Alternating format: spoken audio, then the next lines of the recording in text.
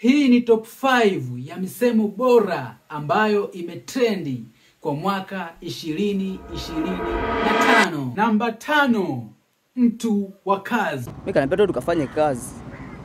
Mimi mwenyewe mtu wa kazi. Sina hela niache kazi. Namba 4, akili mbili. Kamdomo, kanini kutakuponza? Kamdomo katakuponza. Kamdomo.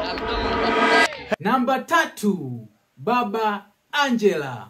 Na pale ba hela nimelipa sijalipa. Umelipa boss? Mimi unaniuzi, you know? Tulia, umesikia? Namba 2, Magolide. Asante sana. Asante sana. Kabla sijataja msemo namba 1, hakikisha umenifollow, umelike, alafu shuka kwenye comment hapo. Niambie msemo gani kwako ni pendwa zaidi. Namba 1, Blaza K. Akasema kubomoa mlango 76. Sasa ulikuwepo?